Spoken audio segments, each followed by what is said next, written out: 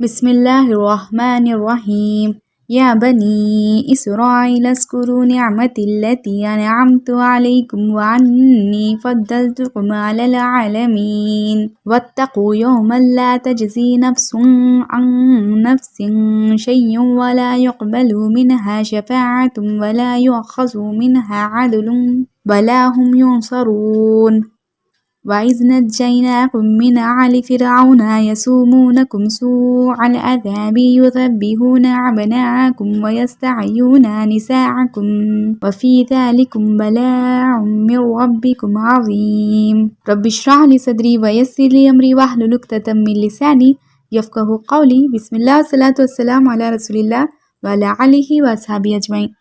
السلام علیکم ورحمۃ اللہ وبرکاتہ۔ ہمارا 5واں رکوع پورا ہو چکا تھا، 6واں رکوع ہمیں سٹارٹ کرنا تھا۔ اگر آیت میں دیکھا جائے تو 47 آیا ہمیں سٹارٹ کرنی تھی۔ دیکھیں میں نے پہلے بھی کہا تھا 5ویں رکوع سے 14ویں رکوع تک صرف بنی اسرائیل کے بارے میں ہم دیکھیں گے، جو سورہ بقرہ کا تیسرا حصہ ہے۔ اور کہا جائے تو 15ویں رکوع کے پہلی 2 آیتیں بھی ہم اس میں ایڈ کر لیں گے، جو برابر میچ کرتی ہے 6 رکوع کی پہلی 2 آیتوں کے ساتھ۔ پہلی آیت میں تو تھوڑا بھی فرق نہیں ہے، لیکن دوسری آیت میں مضمون وہی رہے گا، لیکن تھوڑا ترتیب میں ہم فرق دیکھیں گے، اور یہی 2 آیتیں رہیں گی۔ جو رکوع ہم نے پچھلی نشست میں پورا کیا تھا، وہ رکوع میں نے کہا تھا وہ دعویٰ ہے بنی اسرائیل کے لوگوں کے لیے، جیوز کے لیے، جو بھی یہودی لوگ ہیں مدینہ میں، ان سارے لوگوں کے لیے بلاوا تھا حضور صلی اللہ علیہ وسلم کی پکار کی طرف۔ اور اسی رکوع کے مد نظر ہم آگے کی باتیں دیکھیں گے، کیونکہ آگے چل کر 2 آیتیں ایسی بھی آئیں گی جس سے بہت بڑا فتنہ اٹھا تھا، جس کا نام دین الہی بھی ہے، دین اکبری بھی ہے، جس کا نچوڑ یہ ہے کہ لوگ یہ سمجھنے لگے کہ سب کا رب ایک ہے۔ انہوں نے یہ کہا کہ مالک کی، خالق کی عبادت ہونی چاہیے، آخرت پر یقین ہونا چاہیے، اور اچھے اعمال کرنا چاہیے۔ ایک تو یہ بات ہوئی۔ دوسری ایک بات ہے جو میں کلیئر کرنا چاہتی ہوں کہ جب بھی ہم بنی اسرائیل کے لوگوں کے بارے میں پڑھتے ہیں تو یہ سمجھنے لگتے ہیں یہ پچھلوں کے قصے ہیں، اساطیر الاولین، یہ پہلوں کی باتیں ہیں، ہمیں اس سے کچھ لینا دینا نہیں ہے۔ لیکن بات ایسی بالکل بھی نہیں ہے۔ امت مسلمہ تھی وہ، سابقہ امت مسلمہ، جو ایمان لا چکی تھی اپنے رب پر، اپنے رسولوں پر۔ اس میں بہت بڑے لوگ گزرے تھے جو واقعی میں اللہ تعالیٰ کی بہت زیادہ عبادت کیا کرتے تھے۔ ان میں بھی بہت سے لوگ دنیا پرست ہونے لگے، دنیا کے لیے جینے لگے، اپنے خواہشوں کے پیچھے بھاگنے لگے، اور ہوا نتیجہ یوں انہوں نے بھی زوال دیکھا۔ اگر ان کے ساتھ یہ ہو سکتا ہے تو ضرور ہمارے ساتھ بھی ہو سکتا ہے۔ جیسے حضور صلی اللہ علیہ وسلم کی حدیث ہے، لَيَأْتِيَنَّ عَلَىٰ أُمَّتِي مَا أَتَىٰ عَلَىٰ بَنِي إِسْرَائِيلَ حسب نعل بالنعل۔ میری امت اور بنی اسرائیل کی امت اس طرح ایک ہے جیسے 2 جوتیاں، like a pair of shoes۔ مطلب ان کے ساتھ جو کچھ ہوا ہے وہ ہمارے ساتھ بھی ہوگا۔ جوتیاں ایک دوسرے کے ساتھ مشابہت رکھتی ہے، اسی طرح ہم بھی بنی اسرائیل کے لوگوں کے ساتھ مشابہت رکھتے ہیں، اور اسی لیے ہمیں بنی اسرائیل کے لوگوں کی آیتیں پڑھتے وقت یہ جاننا چاہیے کہیں یہ عادت، کہیں ان کی فطرتیں ہم میں تو موجود نہیں، کیونکہ انہوں نے انہی کرتوتوں کی وجہ سے اپنے رب سے بغاوت کی تھی۔ چلیے بسم اللہ کرتے ہیں۔ یا بنی اسرائیل، اے بنی اسرائیل کے لوگ، اذکروا نعمت التی انعمت علیکم، یاد کرو ان نعمتوں کو جو میں نے تم پر انعام کی ہے، وانی فضلتکم علی العالمین، اور بے شک میں نے تمہیں فضیلت دی ہے سارے عالم پر۔ یہاں عالمین ساری جہانوں پر، اب ایسا نہیں کہ فرشتوں میں بھی نہیں، عالمین مطلب سارے جہان کے لوگوں پر، جو بھی انسانیت ہے، جو بھی انسانیت آدم علیہ السلام سے اب تک پھیلی ہے، ان سارے لوگوں میں اللہ تعالیٰ نے اس امت کو، اس نسل کو بہت فضیلت دی ہے۔ اللہ تعالیٰ کہتے ہیں کہ یاد کرو ان نعمتوں کو جو میں نے تم پر انعام کی ہے، اور بے شک میں نے تمہیں فضیلت دی ہے سارے جہان کے لوگوں پر۔ واتقوا یوما، ڈرو اس دن سے، لا تجزی نفس عن نفس، جس دن کوئی نفس کسی نفس کے کوئی کام نہیں آئے گا، شیئا، کوئی کام نہیں آئے گا، کوئی بھی نفس کسی نفس کے لیے، ولا يقبل منها شفاعۃ ولا يؤخذ منها عدل، نہ کسی سے شفاعت لی جائے گی، نہ کسی سے عدل لیا جائے گا۔ عدل مطلب کیا؟ فدیہ، پینالٹی، ولا هم ينصرون، اور نہ ان کی مدد کی جائے گی۔ neither intercessor nor intercession will be taken۔ اب یہاں دیکھیں یہ فاسٹ میننگ کہاں سے آ گیا۔ اب یقبلو دیکھیں میسکولین ہے گرامر اسٹوڈنٹس، اور شفاعت فیمینن ہے۔ اگر اس طرح جنڈرز میں ڈیفرنس آتا ہے، نہ کوئی کیس فائل لی جائے گی، نہ کوئی انٹرسیسر کوئی آئے گا۔ مطلب انٹرسیسر کون ہے؟ جیسے کوئی باس ہے، نیچے کوئی امپلائی تھا، امپلائی سے غلطی ہو گئی، باس کے بیچ میں مینیجر ہے، اور مینیجر امپلائی کا انکل تھا، تو اس نے کہہ دیا باس سے کہ یہ میرے ساتھ ہے، گو ایزی آن ہم. اس طرح جو بھی بیچ میں آتا ہے نا، اسے کہتے ہیں انٹرسیسر. اور یہاں اللہ تعالیٰ کہتے ہیں کہ نہ انٹرسیسر ہوگا اور نہ ہی انٹرسیسرز کی دی گئی کوئی کیس فائل ہوگی. مطلب کیٹیگوریکل ڈینائل کہتے ہیں نا، کوئی نہیں آئے گا، کوئی کیس فائل نہیں رہے گا، کوئی انٹرسیسر نہیں رہے گا، کچھ بھی قبول نہیں کیا جائے گا. اچھا چلو، کوئی شفاعت کرنے والا نہیں ہے، کوئی کیس فائل نہیں لے رہے، شاید میں کچھ دے کر یہاں سے بچ جاؤں. پینالٹی بھی تو فدیہ بھی تو دے سکتے ہیں نا، غلطی جب ہوتی تو فدیہ دیتے، فدیہ دے کے میں نکل جاؤں گا یہاں سے. وَلَا يُؤْخَذُ مِنْهُ عَدْلٌ، نہ ان سے فدیہ لیا جائے گا، ان سے تو فدیہ بھی نہیں لیا جائے گا. اب بچا کیا ہے ان کے پاس؟ کوئی مدد کرنے والا بھی نہیں ہے، کوئی فدیہ بھی قبول نہیں کیا جا رہا، تو اب ان کے پاس کچھ رہا نہیں، کچھ ہے تو صرف زبان رہ گئی ہے جس سے چیخ سکتے ہو کہ ہیلپ، ہماری مدد کر لو کوئی. یہاں اللہ تعالیٰ پھر سے کہتے وَلَا هُمْ يُنصَرُونَ، ان کی مدد نہیں کی جائے گی، چاہے یہ کچھ بھی کر لے. اب یہ جو فالس ایزمپشنز ہے، وہ بھی یہی سوچنے لگے تھے کہ موسیٰ علیہ السلام آئیں گے، ہمیں بچا لیں گے. جیسے کرسچیانٹی بلیف یہی ہے کہ جیسس آئیں گے اور ہمیں نکال لیں گے یہاں سے. ان کی سوچ یہ تھی کہ جب تک ہم میڈل مین کو خوش رکھیں گے، ہم اللہ تعالیٰ کے ہاں بچ جائیں گے. ہم زندگی کے ساتھ کچھ بھی کریں، ہم اپنی من مرضی کریں، ہم اگر جب تک بیچ میں جو ہے نا ہمارے اللہ اور اللہ تعالیٰ کے ہمارے درمیان جو بھی ہے، جسے ہم سمجھتے ہیں کہ یہ ہمیں بچا لیں گے، ہم انہیں خوش کر دیں گے تو ہم شاید جنت پہنچ جائیں گے. اور یہ ان کا بھی خیال تھا. اللہ تعالیٰ ان کی یہ سوچ کو پوری طرح سے کاٹتے ہیں اور کہتے کہ تم سے کوئی شفاعت، ڈرو اس دن سے جس دن کوئی نفس کسی نفس کے لیے کسی چیز میں بھی فائدہ مند نہیں رہے گا، نہ ان سے کوئی شفاعت قبول ہوگی، نہ ان سے فدیہ لیا جائے گا، اور نہ ہی ان کی مدد کی جائے گی. وَإِذْ نَجَّيْنَاكُم مِّنْ آلِ فِرْعَوْنَ يَسُومُونَكُمْ سُوءَ الْعَذَابِ، یاد کرو وہ دن بھی جب ہم نے نا تمہیں موسیٰ علیہ السلام کے ساتھ بچا لیا تھا آل فرعون سے، جو تمہیں بہت بدترین عذاب دیا کرتے تھے. یذبحون ابناءکم، وہ تمہارے لڑکوں کو ذبح کر دیتے تھے. یستحیون نساءکم، اور تمہاری لڑکیوں کو چھوڑ دیا کرتے تھے. فی ذلکم بلاء من ربکم عظیم، اور اس میں بھی بہت بڑا عظیم آزمائش تھی تمہارے رب کی طرف سے تمہارے لیے. لڑکوں کو ذبح کرنا، لڑکیوں کو زندہ چھوڑنا، یہ اوپریسڈ نیشن کی نشانی ہے، اور یہ 2 بار ہوا بنی اسرائیل کے لوگوں کے ساتھ.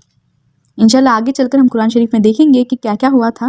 اب یہ جو یہاں سے جو آیتیں آئیں گی، یہ کہیں 100 سال کی ہسٹری ہے بنی اسرائیل کی. اور اللہ تعالیٰ کہتے ہیں کہ یاد کرو وہ دن ہم نے تمہیں بچا لیا تھا فرعون کے شر سے، جو تمہارے بیٹوں کو ذبح کر دیتا تھا اور تمہاری لڑکیوں کو زندہ چھوڑ دیتا تھا، اور بے شک اس میں بہت بڑی آزمائش تھی تمہارے رب کی طرف سے. فَإِذْ فَرَقْنَا بِكُمْ بَحْرًا، اور جب پھاڑ دیا تھا ہم نے تمہارے لیے باہر سمندر کو، فَأَنجَيْنَاكُمْ، پھر ہم نے تمہیں بچا لیا، فَأَغْرَقْنَا آلَ فِرْعَوْنَ، پھر غرق کر دیا ہم نے فرعونیوں کو، وَأَنْتُمْ تَنْظُرُونَ، اور تم سب دیکھ رہے تھے. اب یہ کیا بات ہوئی؟ یہ تو وہ یہودی ہے جو مدینے میں تھے، اور یہ جو قصہ موسیٰ علیہ السلام کا گزرا ہے ہزاروں سال پہلے کی بات ہے. اب اللہ تعالیٰ نے یہ کیوں کہا کہ تم سب دیکھ رہے تھے؟ سیکنڈ پرسن میں بات کی نا، انتم. اس کا مطلب یہ ہوا کہ اللہ تعالیٰ یہاں کہنا چاہتے، تم کہتے ہو نا، جیسے وہاں کے یہودی کہا کرتے تھے کہ محرم کے 10ویں تاریخ کو وہ کہتے تھے کہ آج کے دن ہمیں نا فرعون سے نجات ملی تھی، اور جس طرح یہ کہہ رہے تھے اسی طرح اللہ تعالیٰ کہتے کہ تم سب دیکھ رہے تھے نا، تب میں نے تمہیں بچا لیا تھا اور فرعونیوں کو غرق کر دیا. اور یہاں بھی ایک بحث ہے کہ الگ الگ سوچ ہے لوگوں کی کہ کہاں سے کراس کیا انہوں نے ایجپٹ. سارا معاملہ مصر میں ہو رہا تھا نا، ایجپٹ میں، اور انہوں نے ایجپٹ کو کراس کر لیا. اور یہ کہاں سے کراس کیا انہوں نے؟ بہت سے لوگوں کا خیال ہے کہ یہ نیل کا سمندر تھا، لیکن یہ بات سچ کیسے ہو سکتی ہے جبکہ مصر کے اندر نیل کا سمندر تھا، مصر کے باہر تو نہیں تھا نا. نیل کا سمندر کبھی بھی ایجپٹ کا حد نہیں بنا وہ، تو پھر وہ کراسنگ پوائنٹ کیسے ہو سکتا ہے؟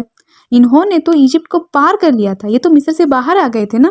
تب سمجھ میں آیا کہ شاید یہ خلیجہ سوئز ہے جو بنتا ہے ریڈ سی سے. جو ریڈ سی ہے نا، وہ 2 خاڑیوں میں تبدیل ہو جاتا ہے نا، ایک تو حصہ ہوگا خلیج عقبہ اور دوسرا حصہ ہوگا خلیج سوئز.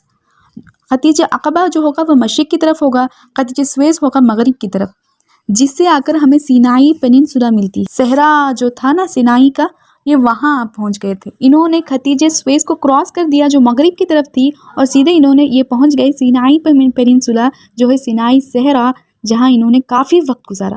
اور مفسرین کا جھکاؤ اسی کی طرف ہے، اسی سوچ کی طرف اس لیے زیادہ ہے کیونکہ وہاں سے دیکھیے سینائی پیننسولا کی ٹپ پر آپ کو مل جائے گا طور کا پہاڑ، جس کے بارے میں اللہ تعالیٰ آگے فرمائیں گے.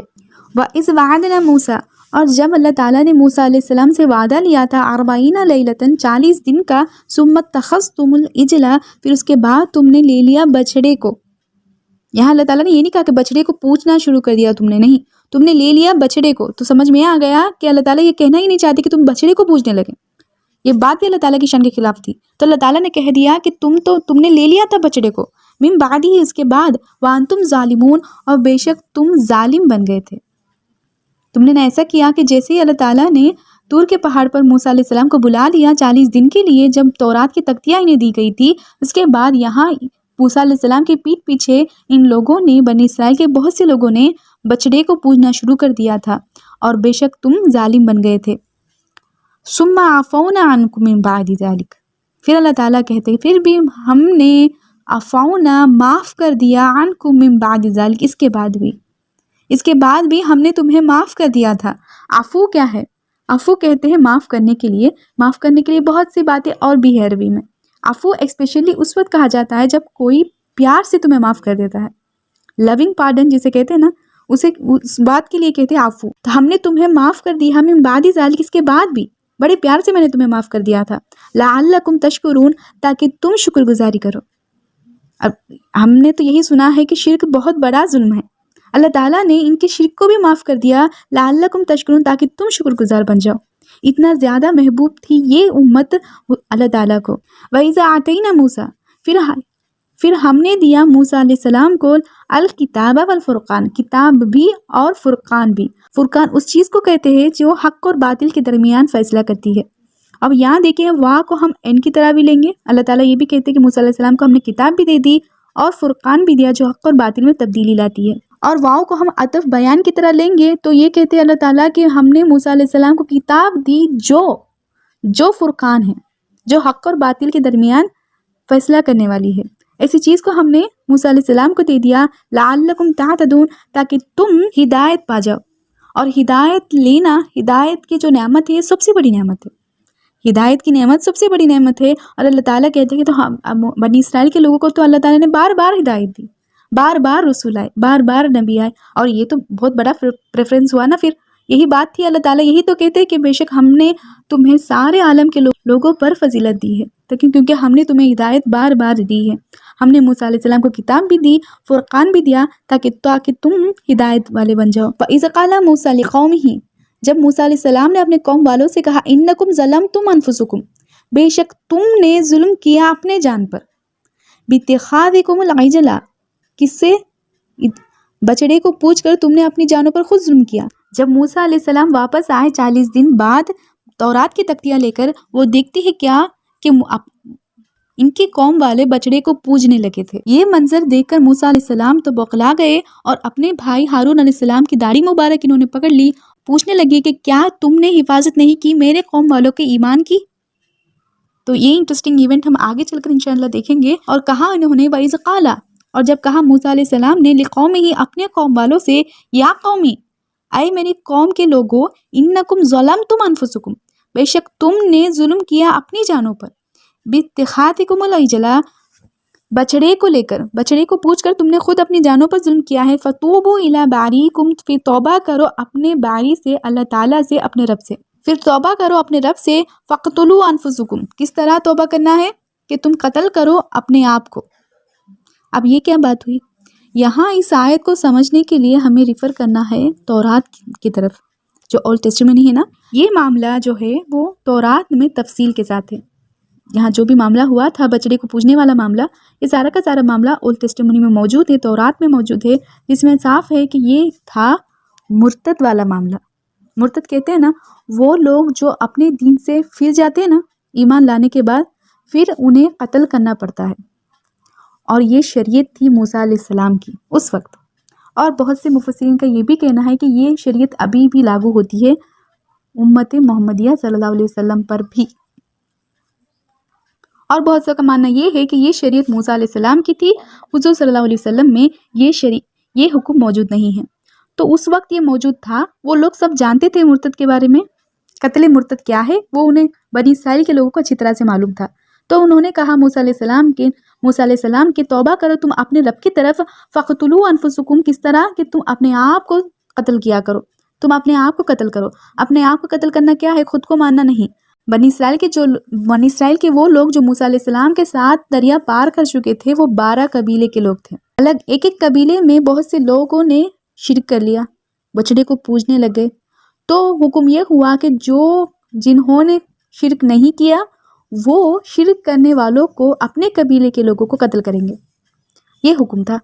ذالکم خیر لکم، تو شاید وہ بڑبڑانے لگے کہ یہ کیا بات ہوئی، ہمیں معاف کر دو، ہم آگے نہیں کریں گے۔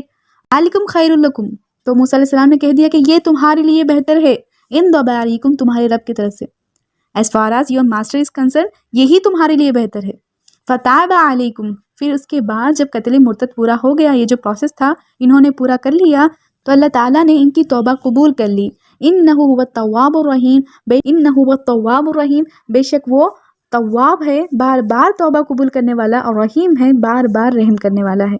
اور بنی اسرائیل کی تاریخ کا ایک دوسرا قصہ جس میں ایسا ہوا کہ جب قلتم یا موسیٰ لن نؤمن لک حتی نری اللہ، جب موسیٰ علیہ السلام کے موسیٰ علیہ السلام کے قوم کے لوگوں نے کہا کہ ہم یہ بات یقین نہیں کریں گے جب تک کہ ہم خود اللہ تعالیٰ کو نہ دیکھ لیں۔ یہاں دیکھیں نؤمن لکا، یہاں ایمان کے ساتھ ورڈ لا آیا ہے، ہمیشہ ایمان کے ساتھ با ہم دیکھتے ہیں، جیسے الذین یؤمنون بالغیب، یؤمنون کے بعد با گیا، آمنت باللہ، ایمان کے بعد پھر سے با گیا، لیکن یہاں دیکھیں نؤمن لام آیا، لا ہوگا تصدیق کے لیے، ایمان ہم اس بات پر ہم ایمان نہیں، اس بات کی ہم تصدیق نہیں کریں گے جو بات آپ ہم سے کہہ رہے ہیں جب تک کہ ہم خود اللہ تعالیٰ کو نہ دیکھ لیں۔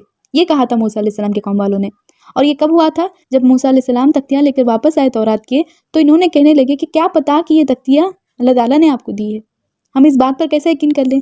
ہم اس بات کی تصدیق اس وقت تک نہیں کریں گے جب تک اللہ تعالیٰ کو ہم خود نہ دیکھ لیں۔ ایک خواہش تھی موسیٰ علیہ السلام کی، جب موسیٰ علیہ السلام نے کہا تھا آرینی، یا اللہ میں دیکھنا چاہتا ہوں تمہیں، وہ بات اور تھی۔ یہاں موسیٰ علیہ السلام کے قوم والے اس بات کی تصدیق نہیں کر رہے تھے جو موسیٰ علیہ السلام کہہ رہے تھے۔ یہاں اللہ تعالیٰ نے ایسا کیا، جہرتاً فأخذتهم الصاعقہ، ایک کڑکتی بجلی نے انہیں آ کر پکڑا، وانتم تنظرون، تمہارے دیکھتے ہی دیکھتے ایک بجلی کڑکی اور یہ سارے کے سارے مردہ بن گئے۔ ثم بعثناکم من بعد موتکم، پھر اللہ تعالیٰ نے ان کے موت کے بعد پھر زندگی دے دی، لعلکم تشکرون، تاکہ تم شکر گزار بنو۔ وَظَلَلْنَا عَلَيْكُمُ الْغَمَامَ وَأَنزَلْنَا عَلَيْكُمُ الْمَنَّ وَالسَّلْوَىٰ، یہاں دیکھیں تاریخ کا وہ قصہ جب موسیٰ علیہ السلام کے قوم والوں نے دریا کو پار کر لیا تھا اور پہنچ گئے تھے سینائی پیننسولا، سینائی صحرا میں یہ پہنچ گئے، بہت بڑا صحرا تھا، کوئی چھت نہیں تھی، دھوپ کی تپش تھی، 6 لاکھ کا یہ مجمع تھا، سارے کے سارے صحرا میں پھر رہے تھے، ان کے پاس کچھ بھی نہیں تھا لٹرلی۔ تو اللہ تعالیٰ نے وَظَلَّلْنَا عَلَيْكُمُ الْغَمَامَ، اللہ تعالیٰ نے ان کے اوپر بادل کا سایہ دے دیا، غمام پلورل ہوگا، غمامتن سنگولر ہوگا۔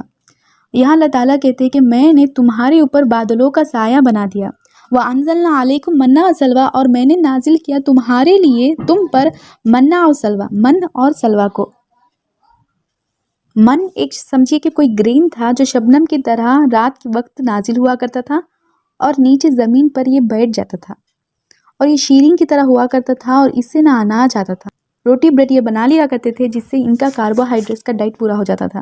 اور سلوہ ایک اسکویل برڈ ہے، ان کے پاس شام کے وقت جھنڈ کے جھنڈ پرندے ان کے پاس آیا کرتے تھے جنہیں یہ پکڑتے تھے اور بھون لیا کرتے تھے، تو یہاں ان کے لیے پروٹین کا ڈائٹ بھی پورا ہو جاتا تھا۔ کلوا من طیبات، اور حکم کرتے ہیں اللہ تعالیٰ کہ کھاؤ وہ چیز جو طیب ہے، پاک ہے، ما رزقناہم، جو ہم تمہیں عطا کرتے ہیں، وما ظلمونا، ہم نے ان پر ظلم نہیں کیا، ولیکن کانوا انفسکم یظلمون، انہوں نے خود اپنی جانوں پر ظلم کیا ہے۔ اللہ تعالیٰ نے تو ان پر احسانات کیے تھے لیکن انہوں نے خود اپنی جانوں پر ظلم کیا تھا۔ ایک تو اللہ تعالیٰ نے انہیں فرعون سے بچا لیا، پھر اللہ تعالیٰ نے انہیں سایہ بھی دیا، اللہ تعالیٰ نے ان کا کھانے کا انتظام کر لیا۔ وَإِذْ قُلْنَا ادْخُلُوا هَٰذِهِ الْقَرْيَةَ فَكُلُوا مِنْهَا حَيْثُ شِئْتُمْ، اور یہاں اس آیت میں جانے سے پہلے تاریخی مسئلہ ایک جان لیجئے جو بہت ضروری ہے اس آیت کو سمجھنے کے لیے۔ ہوا یوں تھا کہ بنی اسرائیل کے لوگ صحرائی سینا پہنچ گئے تھے، اور وہاں موسیٰ علیہ السلام کو تورات کی تختیاں بھی دی گئی۔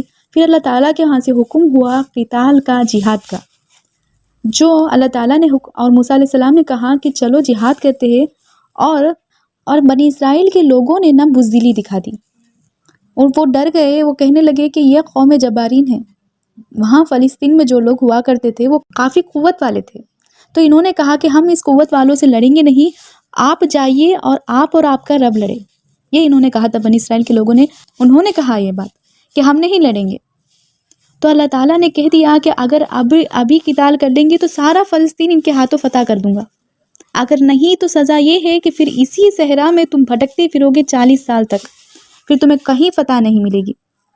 اور انہوں نے بزدلی دکھا دی، اور یہ نتیجہ ہوتا ہے ہمیشہ اس قوم والوں کے ساتھ جو غلامی کر چکی ہو، اور ان کے ساتھ بھی یہی ہوا۔ پھر جو سزا ملی تھی انہیں اللہ تعالیٰ کی طرف سے وہ یہ تھی کہ یہ 40 برس تک اسی صحرائے سینا میں بھٹکتے رہے، پھر انہیں کہیں فتح نہیں ملی۔ اور دوران اسی 40 سال موسیٰ علیہ السلام اور ہارون علیہ السلام پردہ ہو گئے، اور یہ رہ گئے ایسے ہی بھٹکتے ہوئے۔ تو اسی دوران ایک نئی نسل نکلی، جو نئی نسل تھی وہ ٹفر تھی، کیونکہ وہ صحرا میں آئی تھی، ان کی پیدائش صحرا میں ہوئی تھی نا، یہ زیادہ ٹفر تھی، اور ان کے اندر ایک جذبہ تھا، اور ان کے پاس ان کے نبی بھی تھے۔ الگ الگ اوپینینس ہے، لیکن زیادہ مفسرین کا کہنا یہی ہے کہ یوشع ابن نون تھے جو شاگرد تھے موسیٰ علیہ السلام کے، جس میں ببلیکل ورژن میں جسے جاشوا کہا گیا ہے۔ اسی قوم کو انہوں نے یہ سکھا دیا کہ اب ہم قتال کریں گے جو حکم ہے اللہ تعالیٰ کا۔ تو یوشع ابن نون کے ماتحت انہوں نے قتال کیا، اور انہوں نے جو پہلا شہر فتح کیا تھا وہ شہر تھا اریحا، جسے اب جیریکو کے نام سے جانا جاتا ہے۔ اس کے بارے میں اللہ تعالیٰ کہتے ہیں اذ قلنا، جب ہم نے کہا تھا ادخلوا هذه القرية، تو اللہ تعالیٰ نے کہا داخل ہو جاؤ اس شہر میں، فکلوا منها حيث شئتم رغدا، اور کھاؤ اس سے جہاں سے تم چاہو، وادخلوا الباب، اور داخل ہو جاؤ اس کے دروازے سے، سجداً سجدہ کرتے ہوئے، وقولوا، اور کہتے رہو حطۃ، مغفرت مغفرت مغفرت، اپنی زبان سے مغفرت مغفرت کہتے ہوئے، سجدہ کرتے ہوئے تم اس کے دروازے سے گزرو۔ یہ حکم تھا اللہ تعالیٰ کا۔ اب یہ کیا بات ہوئی، سجدہ کرتے ہوئے کیسے گزر سکتے کوئی بھی؟ اس کا مطلب یہ ہوا کہ جو سواری آپ کے پاس ہوگی اس کی پیٹھ پر آپ اپنا سر رکھیں گے اور آپ اس کے دروازے سے داخل ہوں گے، اور یہ حکم تھا اللہ تعالیٰ کا، جو آگے چل کر حضور صلی اللہ علیہ وسلم کی سنت بنی۔ جب حضور صلی اللہ علیہ وسلم فتح مکہ کے دور مکے میں گزر رہے تھے تو آپ صلی اللہ علیہ وسلم عاجزی کے ساتھ اپنی سواری کے پیٹھ پر اپنا سر رکھتے ہوئے داخل ہوئے تھے، اور یہ سنت ہے آپ صلی اللہ علیہ وسلم کی، کیونکہ آپ جب کسی شہر کو فتح کرتے ہو نا تو آپ کے اندر ایک جذبہ آ جاتا ہے کہ ہم سے بڑا کوئی ہے نہیں۔ اور یہاں اللہ کہتے کہ تم اس کے دروازے سے سجدہ کرتے ہوئے گزرو، اور اپنی زبان سے کیا کہو، حطہ، مغفرت، اور ہم تمہاری خطاؤں کو معاف کر دیں گے، سنزید المحسنین، پھر ہم تو محسنین لوگوں کو اور عطا کرتے ہیں۔ لیکن ہوا یوں کہ بہت سے لوگوں نے جان بوجھ کر اللہ تعالیٰ کی اس بات کو مذاق میں لیا، اور انہوں نے حطہ کی جگہ ہنتا کہنا شروع کر دیا۔ ہنتا کہتے ہیں گیہوں کو، ویٹ اینڈ بریڈ کو، مطلب یہ اکتا گئے تھے منہ اور سلوہ سے، یہ چاہتے تھے کچھ اور کھائے، اور طرح طرح کی بریڈ کھائے، طرح طرح کے گیہوں کھائے، اس لیے انہوں نے حطہ کی جگہ ہنتا کہنا شروع کر دیا، اور یہ اللہ تعالیٰ کی نافرمانی تھی جو انہوں نے کی تھی۔ فَبَدَّلَ الَّذِينَ ظَلَمُوا، اور جنہوں نے ظلم کیا، جو ظالم لوگ تھے، وہ اس بات کو بدل دیا انہوں نے، قولاً غیر الذی قیل، جو کہا گیا تھا، جو بات ان سے کہی گئی تھی کہنے کے لیے، اس بات کو ان ظالم لوگوں نے بدل دیا۔ لہم فانزلنا علی الذین ظلموا، پھر ہم نے نازل کر دیا ان پر جنہوں نے ظلم کیا، رجس کو، رجس کہتے ہیں، اور کہنے والے مفسرین کا کہنا یہ پلیگ تھا، ایک طرح کی بیماری تھی، اللہ تعالیٰ نے ان پر نازل کر دی، جس سے نا ان کے اسکنس ٹرن اراؤنڈ، ان کے نا اسکنس نا باہر آنے لگی، پوری طرح سے یہ بیماری نا ان میں پھیلنے لگی۔ اللہ تعالیٰ کی طرف سے یہ عذاب تھا، من السماء، آسمان سے، بما کانوا یفسقون، اس کرتوتوں کی وجہ سے، اس نافرمانیوں کی وجہ سے جو انہوں نے کی تھی۔ اور یہاں 6واں رکوع پورا ہوتا ہے، انشاءاللہ اگلی نشست میں ہم 7واں رکوع شروع کریں گے۔ بارک اللہ لی ولکم فی القرآن العظیم ونفعنی وایاکم بالآیات و ذکر